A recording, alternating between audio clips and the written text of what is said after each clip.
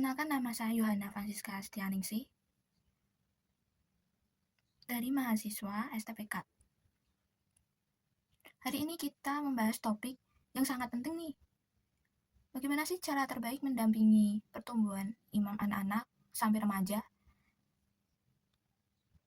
Pasti kalian yang jadi orang tua, guru agama, atau pengurus OMK sering bingung kan? Kok anak zaman sekarang susah diajak ke gereja atau diajak kegiatan di luar? Kenapa remaja kita kayak kurang antusias dalam aktivitas rohani? Nah, hari ini kita akan kumpas tuntas dengan dasar teori psikologi dan dokumen gereja yang solid. Sebelum kita membahas metodenya, mari kita memahami dulu landasan psikologisnya. Ada beberapa teori penting yang harus kita ketahui. Teori Erik Erikson. Pertama, teori pengembangan psikososial Erik Erikson. Menurut Erikson, setiap tahap usia punya kritis dan tugas pengembangan yang berbeda. Anak 3-5 tahun, mereka butuh kesempatan berinisiatif. Anak 6-12 tahun, mereka butuh merasa kompeten. Remaja 13-18 tahun, mereka lagi mencari identitas diri. Teori Jasmine Fowler yang paling relevan adalah teori tahap-tahap iman Jasmine Fowler. Pertama, 3-7 tahun, iman berdasarkan imajinasi dan ceria. Kedua, 7-11 tahun, imam internal, suka cerita dan aturan. Yang ketiga, 12-17 tahun, imam konformis, ikut kelompok. Nah, setelah tahu teori psikologinya, sekarang kita lihat apa dokumen-dokumen gereja tentang pendampingan iman anak dan remaja. Katekismus Gereja Katolik. Katekismus Gereja Katolik, artikel 2223 menekankan bahwa orang tua adalah pendidikan pertama dan utama dalam iman.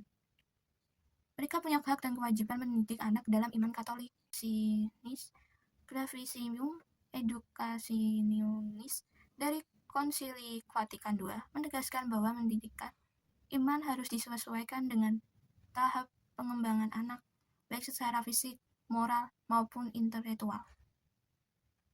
Seruan apostolik Christus Vinvint Paus Franciscus khusus membahas kaum muda. Paus menekankan bahwa gereja harus mendengarkan, membimbing, dan memperdayakan kaum muda, bukan penggurui.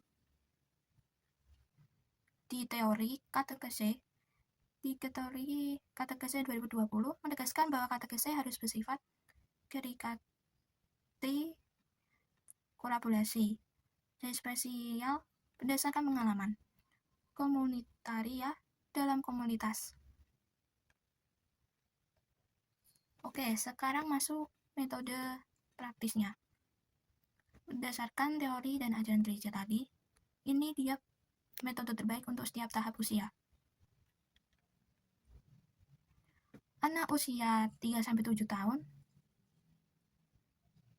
untuk usia dini fokusnya pada pertama, storytelling yang visual, gunakan cerita bergambar, boneka, drama mini. Kedua, dasar teori.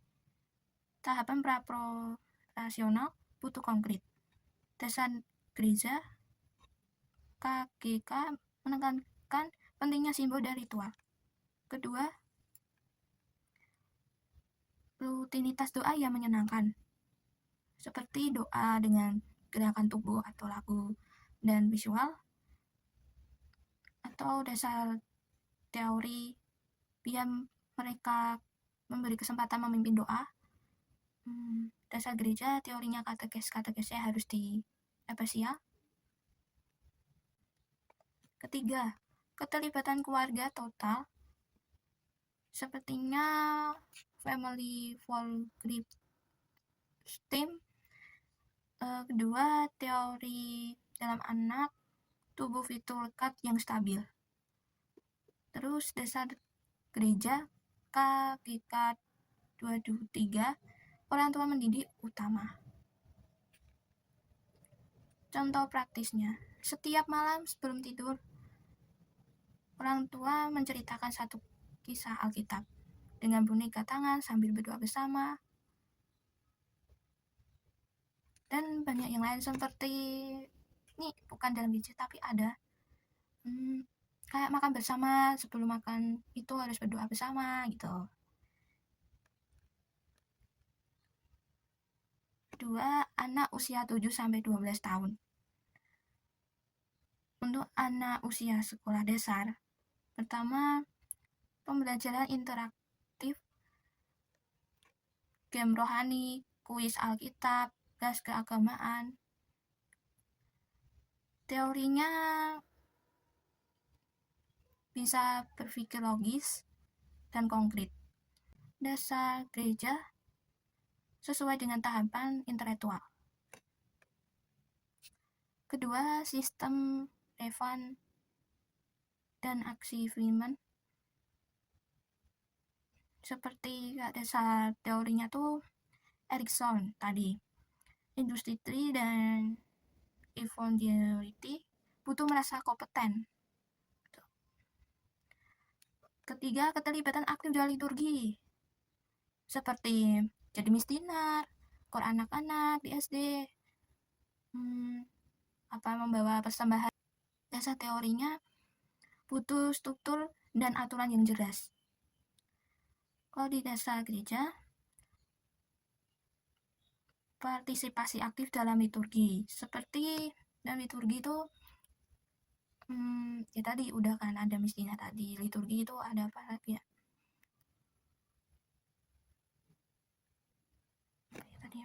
Itu ikut pia atau pia-pir gitu. Nah, contoh praktiknya program kayak sharing satu Alkitab per minggu gitu di dalam pia-pir atau sekolah minggu.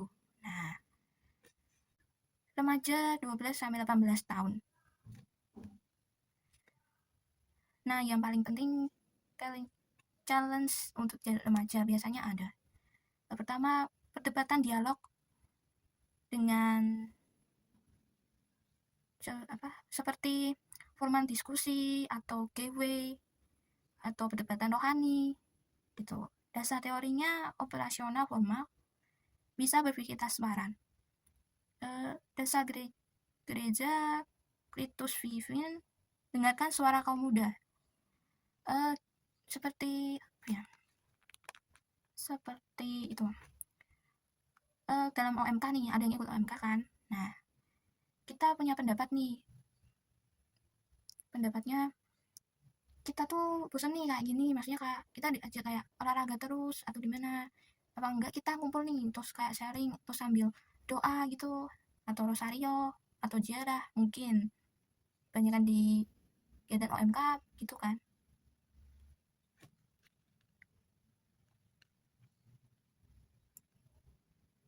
Kedua, mentori personal dengan mentor dewasa. Dasar teori Erikson, identik dan Roland Vocation butuh Roland model. Dasar gerejanya, Yesus mendampingi murid secara personal. Ketiga, pelayanan sosial aktif seperti social action, mission dream. Terus dasar teorinya butuh pengalaman iman yang real. Dasar gerejanya Clitus Vivin, kaum muda adalah misionaris. Keempat, komunitas yang solid seperti OMK, kelompok rektor atau kelompok diapir atau cetret bersama. Dasar teorinya remaja butuh kegiatan di gereja biar aktif gitu. Dasar gerejanya komunitas beriman. Yang aku sebut tadi juga itu termasuk komunitas beriman. Contoh prakteknya, kita berdiskusi isu-isu asosial. Kayak program dimana remaja diskusi isu-isu aktual. Seperti sosmed. Sosmed kan banyak tuh kayak isu-isunya. Nah, kita bahas sharing bersama gitu. Apa sih solusinya? Apa yang harus dilakukan saat ini? Mungkin kalir atau kalir. Kalau kalir kan kita sendiri-sendiri gitu kan. Kalau ya seperti itulah. Kalau enggak dalam mentor-mentor yang kita tahu contoh-contohnya. Sebelum kita wake up, ini beberapa kesalahan umum yang sering terjadi. Apa yang sering terjadi? Nah, yang sering terjadi pertama, ini yang salah dulu. Membahas dengan ancaman. Semisal kayak enggak ke gereja, kita dosa. Kita semisal kita tidak bisa misa nih dalam pagi. Kita bisa misa sore gitu. Kan sore ada jadwal juga kan. Habis kuliah. Kalau misa biasa, kalau misa mingguan kan itu ada juga kan di gereja di tempat lain, mungkin ada pagi ada sore gitu. Nah, kedua itu metode sama untuk semua umur. Ketiga, fokus hanya pada aturan tanpa relasi personal dengan Tuhan. Nah, relasi dengan Tuhan ini kita tuh kesalahan yang tidak gimana ya, sebenarnya nggak ya bersalah sih kalau kita nggak relasi dengan Tuhan, kayak kita nggak berdoa, kita harus curhat ke siapa kalau bukan sama teman. Nah, harusnya kita harus deket tuh dengan Tuhan. Itu. Keempat, mengabaikan konteks zaman. Masih pakai metode 20 tahun nih. Nah, seperti orang tua kita masih pakai metode lama zaman dulu. Dan dibanding-bandingin nih sama zaman dulu sama sekarang. Nah, kita harusnya tahu sekarang itu kita harus ngapain gitu. Diperjelasnya gitu. Kelima, pendampingan tanpa teladan. Itu seperti kita mendampingi piapir gitu, nggak ikhlas. Nah, ini dalam gereja ya, nggak ikhlas, apalagi dampingin apa gitu ya, dalam seminar atau apa gitu. Nah, kita tuh nggak ikhlas, harus gini, harus gitu. Nah kan, kalau yang benar itu pertama, berilah alasan yang masuk akal sesuai tahap kognitif. Nah, masukan tadi aku udah bilang kan, yang pertama, kita kalau tidak bisa misa pagi itu misa sore. Itu. Terus yang kedua tuh individu dan tahap usia. Nah, kita seumuran kita nih, seumuran aku. Nah, metode itu harus banyak berkomunikasi dengan yang lain gitu, per individu dan tahap usia. Ini yang benar. Nah, tadi aku udah yang bilang kalau yang metode sama untuk semua umur. Sebenarnya agak beda ya. Itu salah, enggak semua umur, enggak mungkin begitu. Seumuranku kebanyakannya ada yang mau ikut kegiatan, ada yang gak mau. Itu nggak tahu kenapa. Itu dari diri sendiri ya. Kalau dari umur yang sekarang tuh emang susah dikasih tahu emang ya. Apalagi kalau udah umur yang udah lebih dari, maksudnya udah 20 ke atas nih. Kita aja yang umur sekarang tuh ada yang mau ikut kegiatan di lingkungan atau wilayah. Ini bukan curhat aja, tapi kayak ya curhat atau cerita sedikit aja. Ada umur segitu pernah nih diajak untuk latihan kur. Nah, itu dia tidak mau, nggak mau bergabung. Itu juga udah diajak, apalagi udah diajak sama suster juga, dia malah nggak mau tetepan. Nah, dia memilih banyak alasannya gitu, katanya alasannya ini banyak tugas lah, aku nggak bisa karena ada ini gitu, kayak ada acara di luar gitu. Nah, Itu yang dipertanyakan, kenapa nggak mau? Kenapa diajak latihan kok di lingkungan gitu atau wilayah kok nggak mau gitu loh. Nah itu yang aku sharing aja ya. Emang aku yang anak muda itu sebenarnya agak sebel sama yang kayak anak udah 20 lebih gitu, susah dikasih tahu gitu sama yang lebih tua gitu. Ini cuma sharing aja. Dan yang ketiga, yang betul bangun relasi pribadi dengan Tuhan. Nah, kita sering sharing nih, mesti yang di dalam PKSN atau dalam gereja atau di luar gereja tuh mesti sharing kan banyakannya. Nah itu sharing kita dalam apa sih aksi dari Tuhan kalau kita bisa hidup tuh gimana? Itu aksi, maksudnya aksinya kayak kok kita harus bisa hidup.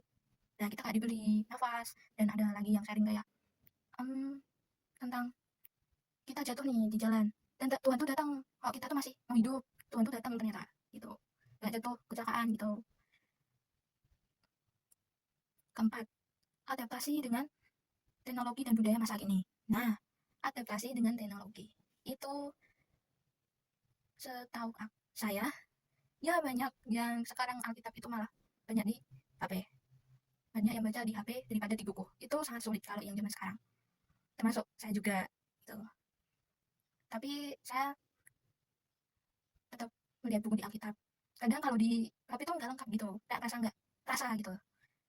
Kalau budaya sekarang, nah budaya sekarang kan makanya gadget atau laptop gitu kan. Nah kita harus apa ya, bijak menggunakannya kan kalau zaman sekarang gitu.